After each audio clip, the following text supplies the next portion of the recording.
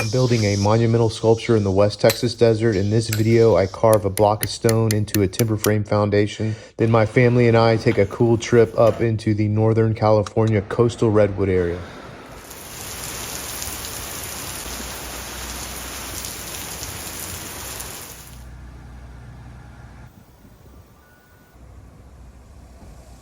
If you saw the last video, we got the limestone blocks from the quarry and then split them. And so now I've got them in these chunks, these blocks, and these are going to become the plinths, or piers is probably a more kind of American word. A pier, it is the foundation for the timber frame posts.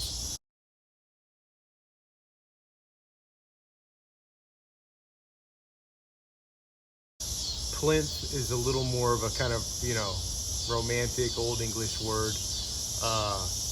because pier also sounds like something that'd be sticking out into the ocean.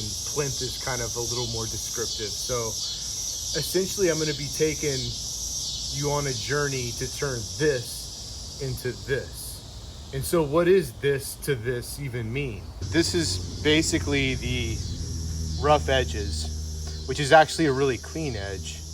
And so I want to give it a little bit more dimensionality. So we're looking at something more like this.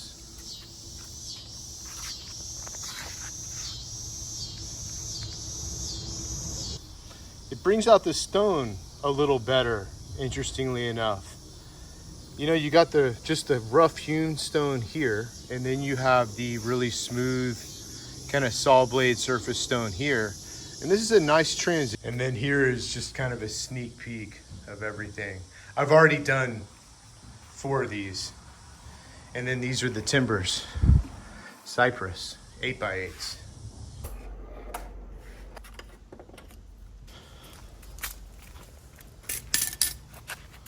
So I got this thing when I was making frames for photos in the house. But here it's cool because I can use it to kind of measure exactly the square that I want inside here, because this is irregularly shaped. This is not a perfect square. None of these blocks are perfect squares, but this will create a perfect square. 16 inches square. The timbers are 8 inches square. And I already did all this, but you can adjust using this here.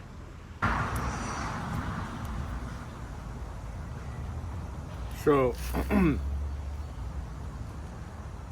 this is kind of like a combination of using perfect measurements, but then making the final decisions by eye. So I'm gonna kind of set this on here, and then just kind of based on what it looks like by eye, I'll decide exactly how this square will be marked up on this block. I want this to be facing forward where you can see the drill holes, because I think those look cool. So I'm just gonna kind of like move this around until it just looks right to me.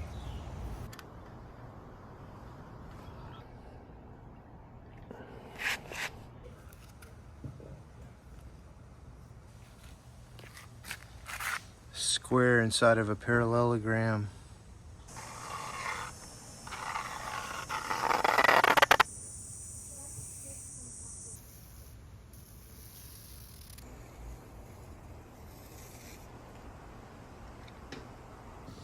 Okay, so now you can see we have a square sketched out, just not the corners. So I'll come back with a straight edge to just complete the square.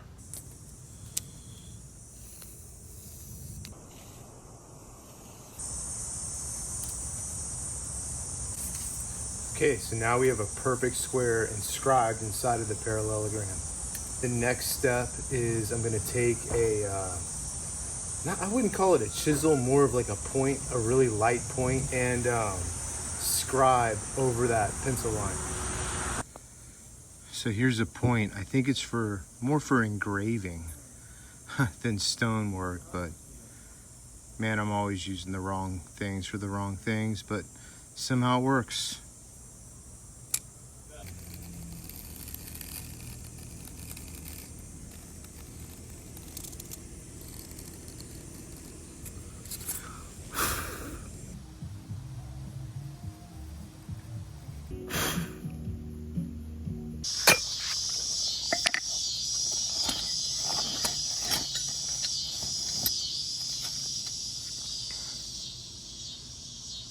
I'm gonna do with this is go around the perimeter of the block and just kind of rough out this edge here and create a chamfer. I'm just gonna break off this like 90-degree edge.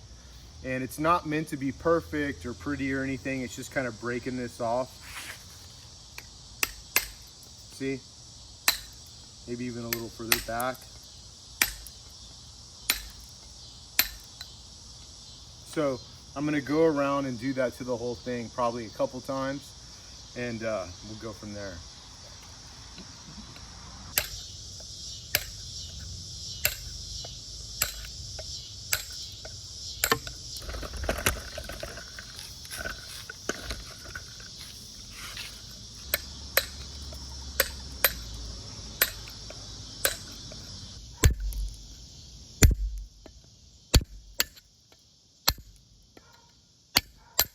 I forgot these. I'm not really a safety ninny or anything, but for stone, it's good to use these safety glasses because I've gotten stone in my eye before and it's no fun.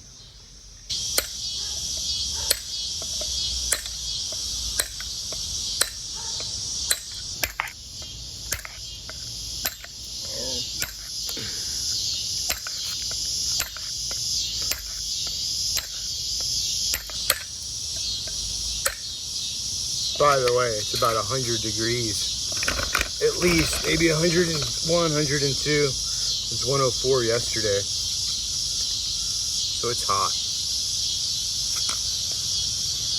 But I love the heat, and that's a good thing, because I'm in Texas where it gets hot. So I'm glad I love it.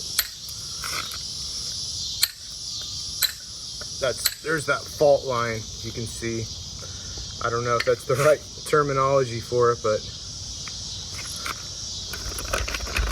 looks like there's maybe some some rust or whatever, some iron, like a line of iron there that delaminates the stone a little. Done with that. Probably doesn't look a lot different at this point, but you can see it's just not the 90-degree. It just makes the next steps a little easier. Roughing it out, roughing it out.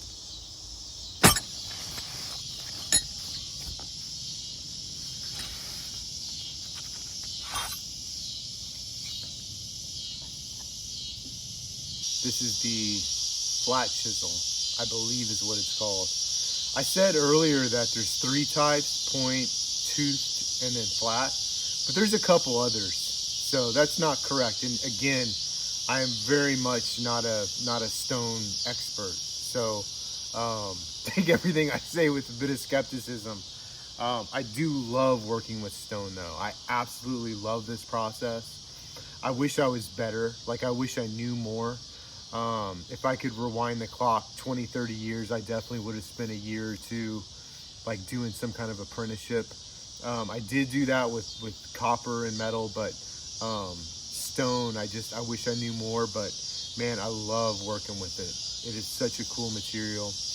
Again, I'm just going to kind of work down that edge, give it a little bit of a curve, and then after that, I'm going to come in with the rasp and even go a little further. So let's work with this one.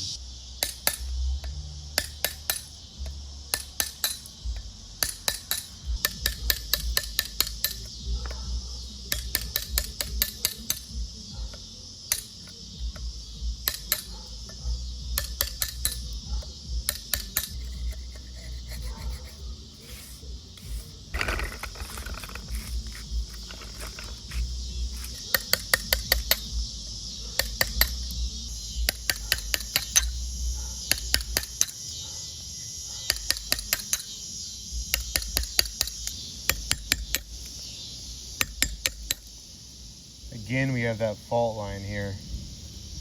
That's going to be a little harder to round over, but I'll get it.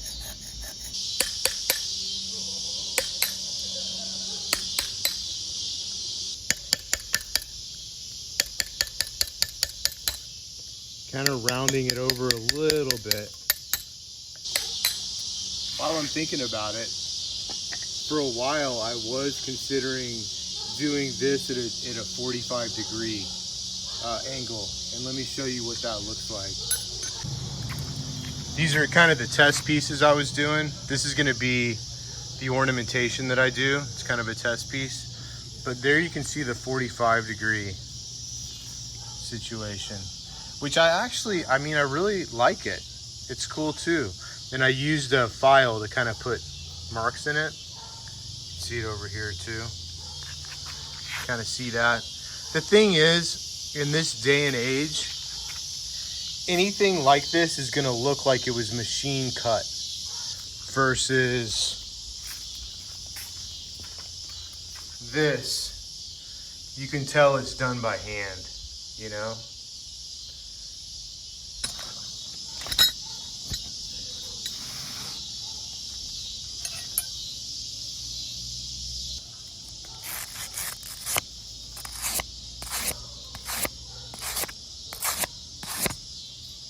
Okay, so now we got the rasp, and with this I'm gonna further accentuate that rounded bull nose by going over that edge with the more aggressive parts of the rasp.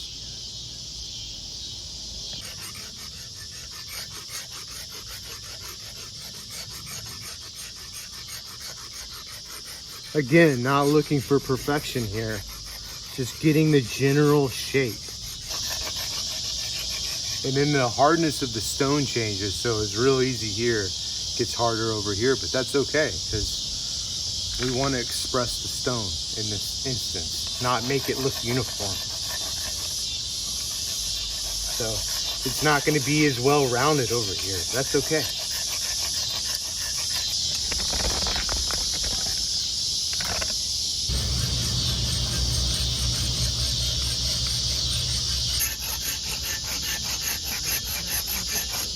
See our guideline right here.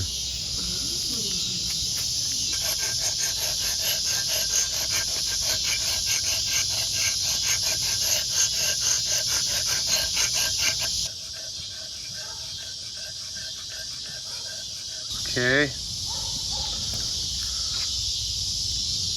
So I don't know if you remember, maybe I'll throw an image of it, but in the beginning this was all just really straight edge. Now you're kind of starting to see the bull nose take shape. We're gonna do this one. So just one quick note here. I added a tiny little guideline. It's very much on the surface. You can see it. Another pinstripe. It's much more shallow.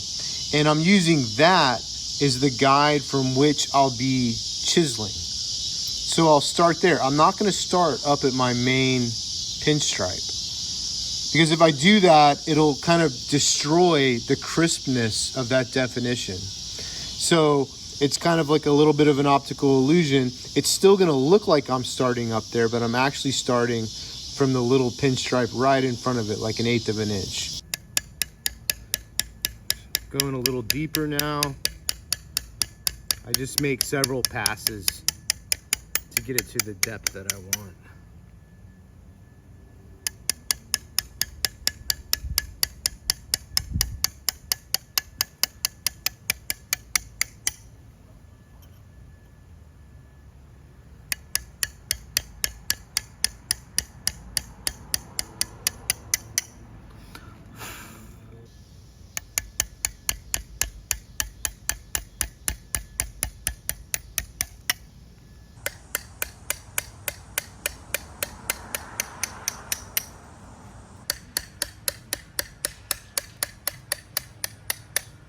Trying to make sure that the return has a nice definition. The return is the part that goes down.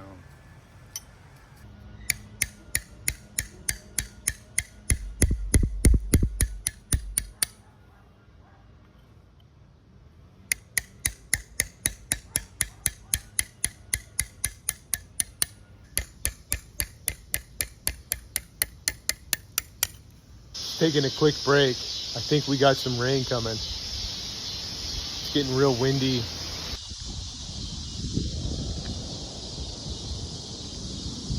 Let's see how much we can get done before it rains.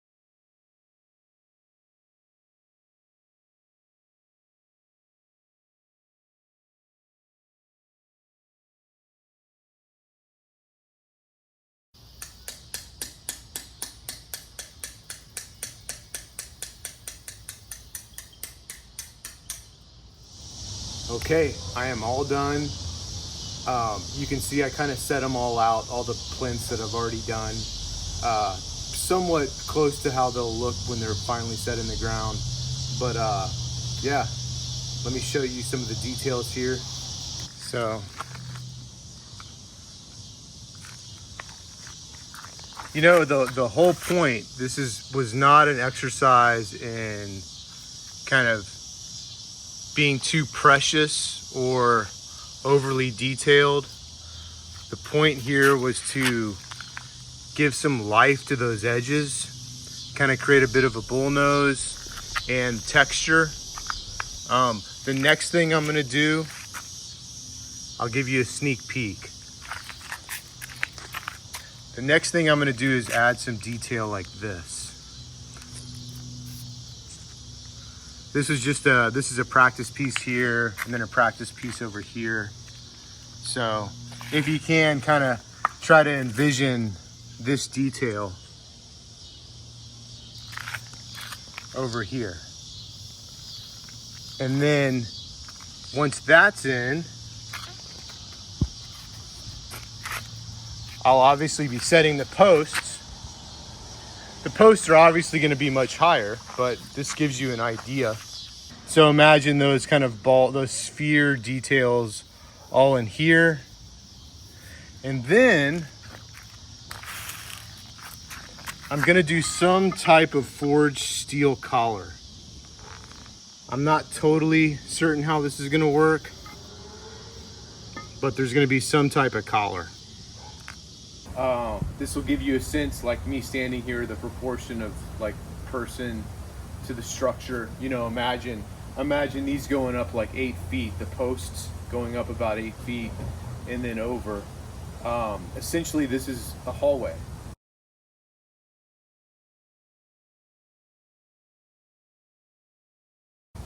Kind of like an entranceway / hallway. So,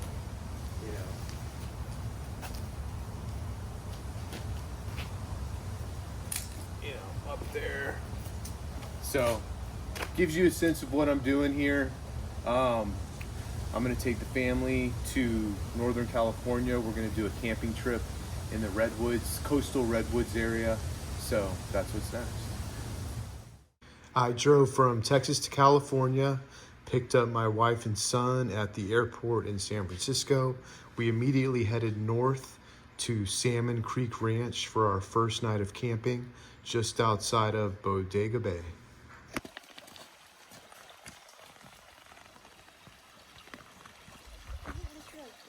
It's amazing. What a lush, lush landscape. Banana slug? Yeah, that's what they're called. Zoom in on it. It's amazing you knew the name of that. That thing is huge. Wait, let's go. Can you put your finger next to it?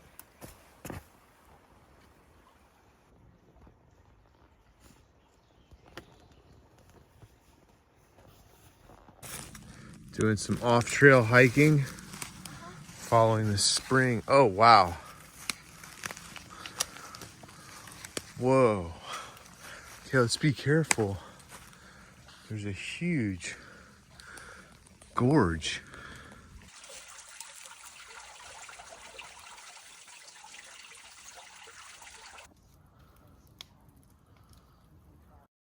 The next day we headed down to Bodega Bay, where we had some great food at the Spud Point Crab Company and ate it with some nice views of the marina. Crab sandwich, and I'm dipping it in clam chowder. See it. Can you hold it up to the camera? What are you eating, darling? Shrimp. And I've got some clam chowder with some sourdough. It's absolutely delicious. After eating, we took a hike on the Bodega Head Nature Trail. Very, very windy, so I've muted these scenes just to save your ears. Extremely windy, but beautiful, man. So, so beautiful. The ocean, the sky, just amazing, amazing place.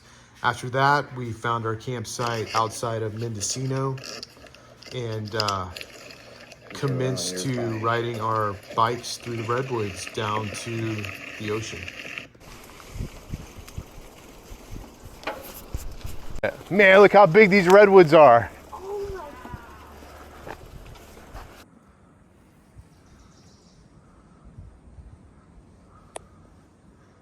Hi. Hi.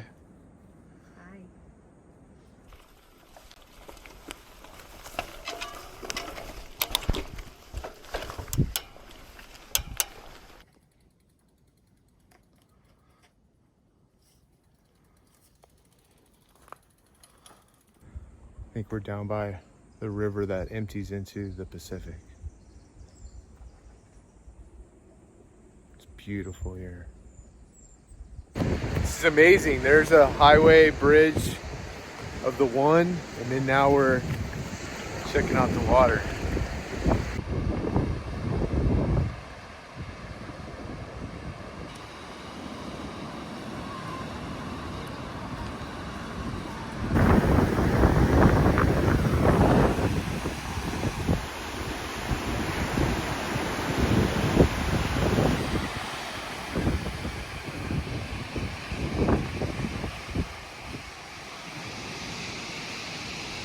We are at Noyo Harbor in Fort Bragg, about to eat at Princess Seafood.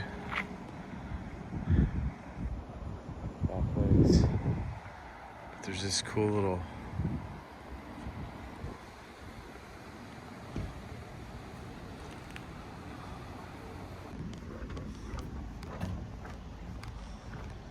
Looks like it's gonna be good. Sully, can you show me your half of food? What is this again? Rockfish cod? No, it's a rockfish sandwich. Nice. Rockfish roll. And No, then let's it's see a the crab sandwich. roll. It's a sandwich.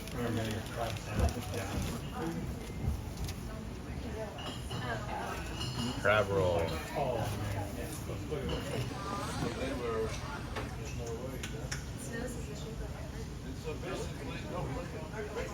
We then worked our way up to Humboldt Redwood State Park, which was incredible.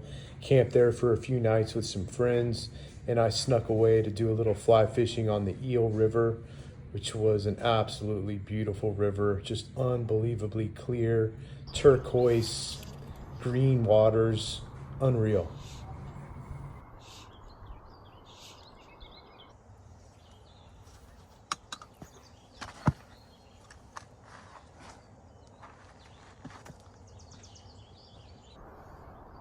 Where?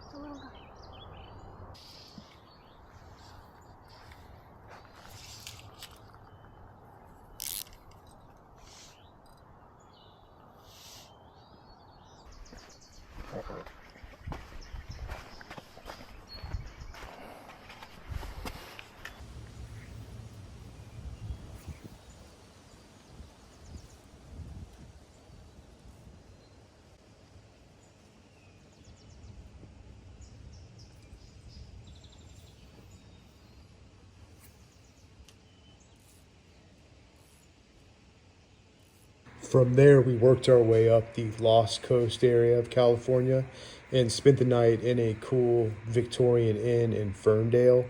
And cool little town. There was a blacksmithing shop that we checked out, and then this cool park with this really nice botanical garden section.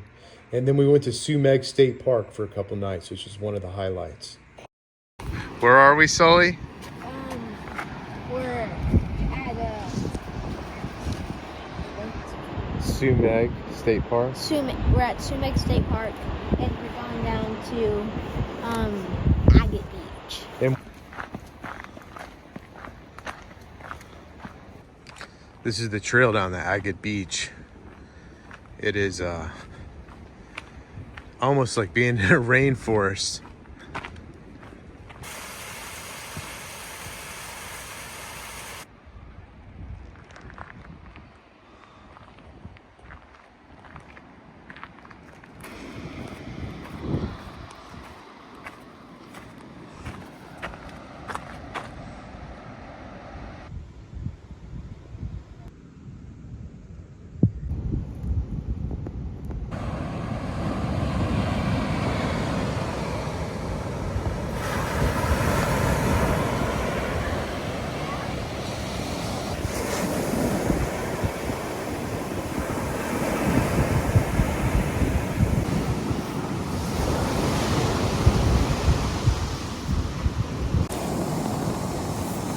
Nice. I'm so happy right now. It's not kind of like a sunny, warm, sunny day swim beach. It's just a beach combing and relaxing kind of beach. We worked our way up into Oregon, and I dropped my wife and son off at the airport there in Eugene. They flew back. I drove home, but took some detours, as you can see here. Got in some great fishing. Here's a little clip of a big trout that I caught. Right, I got one. I am no longer in California, I'm in Oregon.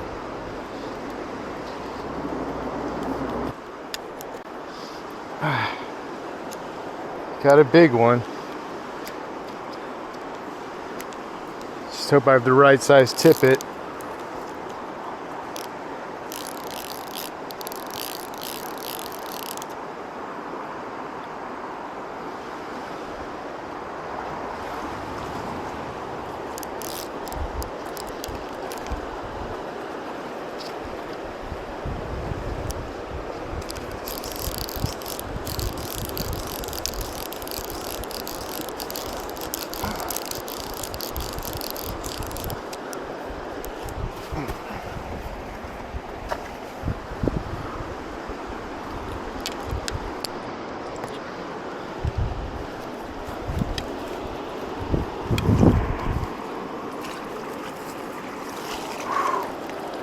Oh boy. That is a big boy.